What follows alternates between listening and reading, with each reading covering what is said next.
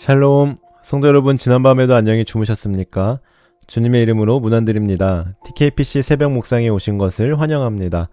오늘은 2월 11일 수요일입니다. 오늘은 수요 신앙 강좌가 있는 날입니다. 오늘 오후 3시에 소친교실에서 통독 묵상을 어떻게 할 것인지에 대해서 담임 목사님께서 강의해 주실 예정인데요. 많이 참석하셔서 우리 말씀을 통독하고 묵상하는 가운데 많은 유익과 도움이 있었으면 좋겠습니다. 자, 그럼 오늘 통독 범위 함께 살펴보도록 하겠습니다. 오늘 통독하실 범위는 출애굽기 12장인데요. 하나님께서 유월절을 제정하시고 어린 양의 피로 이스라엘 백성을 죽음의 재앙에서 구원하신 사건을 기록하고 있습니다. 그럼 출애굽기 12장을 새 번역으로 읽어드리도록 하겠습니다. 주님께서 이집트 땅에서 모세와 아론에게 말씀하셨다. 너희는 이 달을 한 해의 첫째 달로 삼아서 한 해를 시작하는 달로 하여라. 온 이스라엘 회중에게 알리어라. 이 달 열흘날 각 가문에 어린 양 한 마리씩 곧 한 가족에 한 마리씩 어린 양을 마련하도록 하여라. 한 가족의 식구 수가 너무 적어서 양 한 마리를 다 먹을 수 없으면 한 사람이 먹을 분량을 계산하여 가까운 이웃에서 그만큼 사람을 더 불러다가 함께 먹도록 하여라. 너희가 마련한 짐승은 흠이 없는 1년 된 수컷으로 하되 양이나 염소 가운데서 골라라. 너희는 그것을 이달 열 나흘날까지 두었다가 해질 무렵에 모든 이스라엘 회중이 모여서 잡도록 하여라. 그리고 그 피는 바다다가 잡은 양을 먹을 집에 좌우 문설주와 상인방에 발라야 한다. 그날 밤에 그 고기를 먹어야 하는데 고기는 불에 구워서 누룩을 넣지 않은 빵과 쓴 나물을 곁들여 함께 먹어야 된다. 너희는 고기를 결코 날로 먹거나 물에 삶아서 먹어서는 안 된다. 머리와 다리와 내장 할 것 없이 모두 불에 구워서 먹어야 한다. 그리고 너희는 그 어느 것도 다음날 아침까지 남겨두어서는 안 된다. 아침까지 남은 것이 있으면 불에 태워 버려야 한다. 너희가 그것을 먹을 때에는 이렇게 하여라. 허리에 띠를 띠고 발에 신을 신고 손에 지팡이를 들고 서둘러서 먹어라. 유월절은 주 앞에서 이렇게 지켜야 한다. 그날 밤에 내가 이집트 땅을 지나가면서 사람이든지 짐승이든지 이집트 땅에 있는 처음 난 것을 모두 치겠다. 그리고 이집트의 모든 신을 벌하겠다. 나는 주다. 문틀에 피를 발랐으면 그것은 너희가 살고 있는 집의 표적이니 내가 이집트 땅을 칠 때 문설주에 피를 바른 집은 그 피를 보고 내가 너희를 치지 않고 넘어갈 터이니 너희는 재앙을 피하여 살아남을 것이다. 이날은 너희가 기념해야 할 날이니 너희는 이 날을 주 앞에서 지키는 절기로 삼아서 영원한 규례로 대대로 지켜야 한다. 너희는 이래 동안 누룩을 넣지 않고 만든 빵을 먹어야 한다. 그 첫날에 너희는 집에서 누룩을 말끔히 치워라. 첫날부터 이렛날까지 누룩을 넣은 빵을 먹는 사람은 누구든지 이스라엘에서 끊어진다. 너희는 첫날에 거룩한 모임을 열고 이렛날에도 거룩한 모임을 열어라. 이 두 날에는 너희 각자가 먹을 것을 장만하는 일이 아니면 어떤 일도 해서는 안 된다. 너희는 무교절을 지켜야 한다. 바로 이날에 내가 이집트 땅에서 너희 온 이스라엘 지파를 이끌어냈기 때문이다. 너희는 이 날을 영원한 규례로 삼아서 대대로 지켜야 한다. 너희는 첫째 달 열 나흘날 저녁부터 그 달 20하룻날 저녁까지 누룩을 넣지 않은 빵을 먹어야 한다.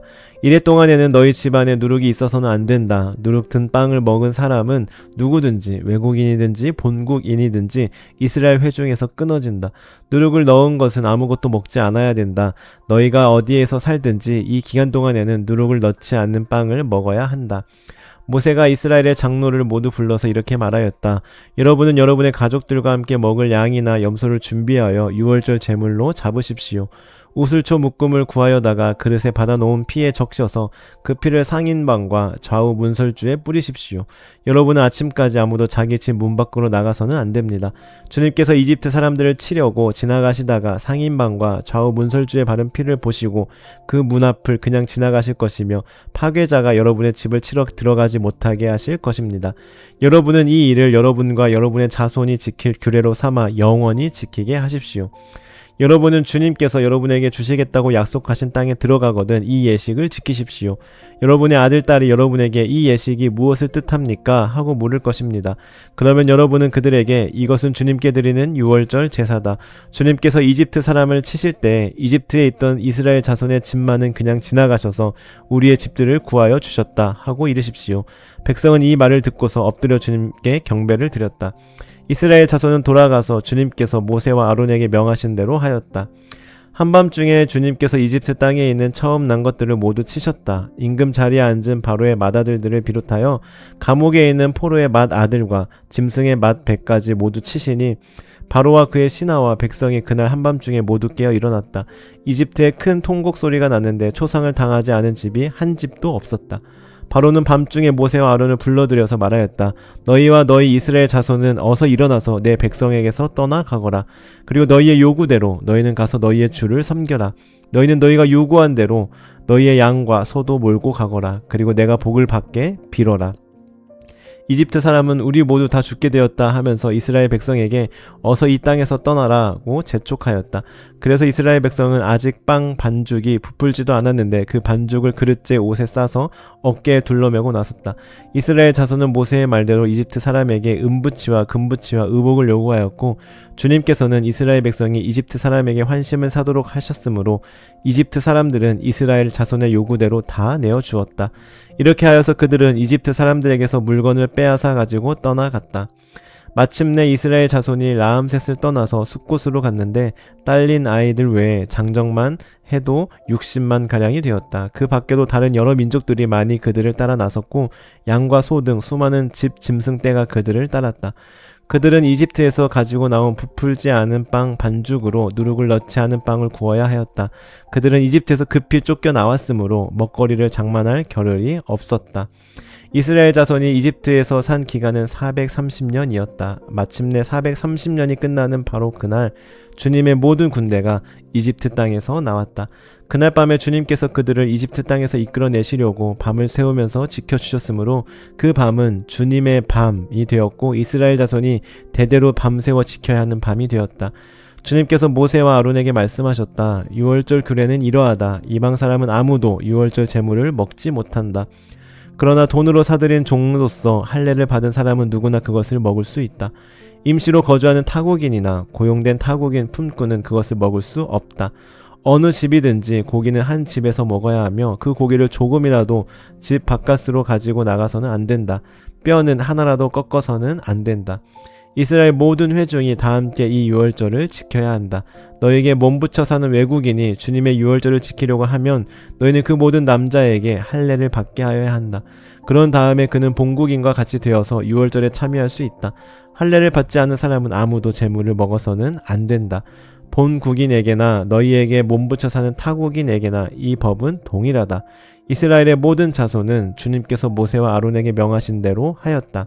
바로 이날에 주님께서 이스라엘 자손을 각 군대 단위로 이집트 땅에서 이끌어 내셨다. 아멘. 여러분 혹시 누군가가 여러분에게 신앙이란 무엇입니까? 라고 물어본다면 여러분은 무엇이라고 대답하시겠습니까? 신앙이란 무엇인지 한 문장으로 말씀해 주세요 라고 한다면 뭐라고 말씀하시겠습니까? 아마 사람마다 대답하는 게 다 다를 텐데요. 저는 지난번에도 제가 잠깐 말씀드린 적이 있지만 저는 개인적으로 신앙이란 하나님의 은혜를 기억하는 것, 기억해내는 것이라고 대답하곤 합니다. 그래서 신앙생활은 끊임없이 계속해서 하나님의 그 은혜를 잊지 않고 기억하는 것, 기억해내는 것이 가장 중요하다고 생각하는데요. 오늘 말씀에도 보면 하나님께서 이스라엘 백성들을 애굽으로부터 탈출시키던 그날 이스라엘 백성들로 하여금 그날을 기억하게끔 하기 위한 장치들이 기록되어 있습니다. 오늘 말씀해 보면 10번째 재앙이 내려지는데 그것은 바로 장자, 처음 난 것들이 다 죽는 재앙이었습니다. 29절을 보실까요? 한밤중에 주님께서 이집트 땅에 있는 처음 난 것들을 모두 치셨다. 임금 자리에 앉은 바로의 맏아들을 비롯하여 감옥에 있는 포로의 맏아들과 짐승의 맏배까지 모두 치시니 라고 말씀합니다. 이처럼 빈부격차 상관없이 높은 사람, 낮은 사람 모두가 다 예외 없이 애굽의 모든 집이 다 재앙을 받게 되었습니다. 그러자 30절에 보시면 바로의 신하들과 모든 애굽 사람까지 다 일어났고 울부짖습니다. 그동안 내려졌던 9가지 재앙들도 사실 하나하나 따지고 보면 엄청난 피해이자 그야말로 큰 재앙이라고 할 수 있는데 이러한 재앙들 앞에서는 이 정도까지는 모든 백성이 다 들고 일어나고 울부짖지 않았었습니다. 그런데 왜 유독 이 장자의 죽음이 이들에게 이토록 고통스러운 최악의 재앙으로 여겨졌던 것일까요? 오늘날도 일부 그렇지만 이때 당시에는 더더욱 장자가 죽는다는 것은 곧 대가 끊어진다는 의미를 가지고 있었습니다. 우리나라가 예전만 하더라도 대가 끊긴다는 것은 집안이 완전히 망했다고 여기던 때가 있지 않았습니까? 그런데 오늘 말씀이 기록된 이때 당시 애굽은 우리나라 예전 상황과는 비교도 할 수 없을 정도로 훨씬 더 이 장자, 대를 잇는 것에 대한 의미가 굉장히 크던 시기였습니다. 그런데 그 장자들이 다 죽으니 각 가정마다 대가 끊기는 것이고, 대가 끊긴다는 것은 곧 그 집안이 아예 없어져 버린다는 것과 같은 최악의 의미인 것입니다. 또한 이처럼 나라적으로는 물론이고 바로 왕 개인적으로도 왕권이 위협받는 아주 위기의 상황입니다. 피, 개구리, 파리, 돌림병, 종기, 흑암 이런 것들은 사실 자연재해로 여길 수 있습니다. 그건 뭐 어쩔 수 없지, 자연재해인데 라고 생각할 수도 있습니다. 그런데 장자가 죽어난다는 것은 결국에는 왕이 문제가 있지 않고서는 일어날 수 없는 일이라고 백성들이 충분히 생각할 수밖에 없기 때문에 백성들이 들고 일어날 수밖에 없는 그런 상황인 것이죠. 그러자 31절에서 바로는 모세와 아론을 부릅니다. 즉 그만큼 이번 재앙은 바로에게 있어서 다른 재앙들보다 훨씬 더 데미지가 컸음을 우리는 알 수 있습니다. 그렇게 급했던 바로는 모세와 아론에게 너희가 말한 대로 내 백성을 떠나서 여호와를 섬기라고 말합니다. 그리고 드디어 이스라엘 백성들은 애굽 땅에서 내보내집니다.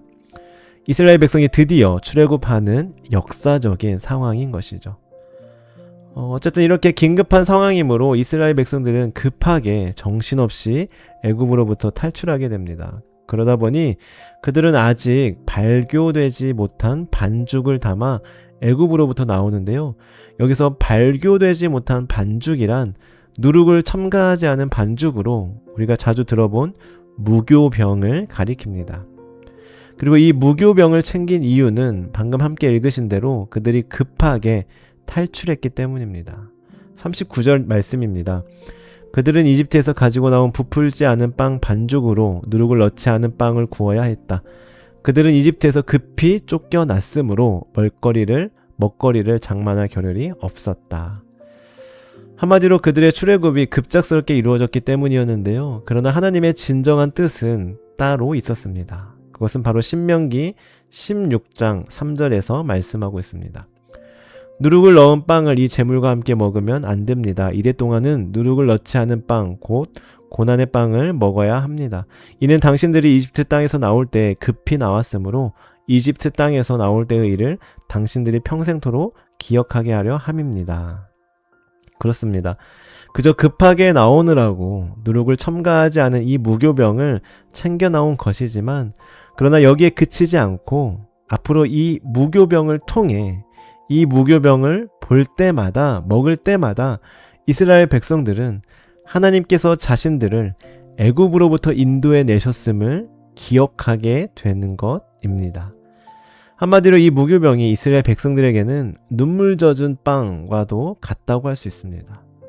그들은 무교병을 먹을 때마다 그때를 기억해내는 것입니다. 애굽의 노예로 고된 노역을 하며 하루하루 소망 없이 살아가고 있었는데 하나님께서 도와주셔서 우리를 그 고통스러운 애굽으로부터 탈출시켜 주셨었지. 그때 너무 갑작스럽게 탈출하느라 우리가 이 무교병을 챙겨 나왔었지 하면서 그때 참 힘들었었는데 그때에 비하면 지금 참 감사한데 하나님이 지금까지 우리를 이렇게 인도하셨구나 하면서 그때의 모습을, 하나님의 은혜를 기억하게 되는 것입니다.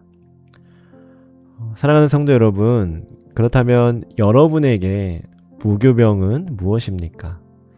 여러분에게 있어서 눈물 젖은 빵과도 같은 무교병은 무엇입니까? 오늘 기도하면서 저마다의 무교병을 떠올려 보시기 바랍니다. 그리고 그것을 통해 하나님의 은혜를 기억해 내시기 바랍니다. 오늘 하루도 하나님의 은혜를 기억하며 기억해 내며 감사하며 살아가는 복된 하루 되시기를 간절히 소망합니다. 기도하시겠습니다. 하나님 감사합니다. 돌이켜보면 모든 것이 다 하나님의 은혜임을 고백합니다.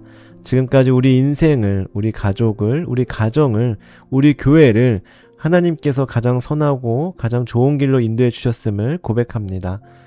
그때는 참 힘들었는데, 그때 참 어려웠는데, 그때 참 고통스러웠는데 하나님께서 도와주셨었습니다.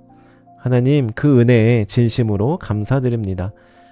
저희들 하나님의 그 은혜를 잊지 않고 날마다 매 순간마다 기억해내게 하시고 기억나게 하여 주옵소서. 그래서 오늘 하루도 하나님의 은혜에 감격하며 감사함으로 살아가는 복된 하루 되게 하옵소서. 감사드리며 예수님의 이름으로 기도드립니다. 아멘. 계속해서 오늘 말씀을 기억하며 또한 개인 기도 제목을 가지고 기도하는 시간 갖도록 하겠습니다.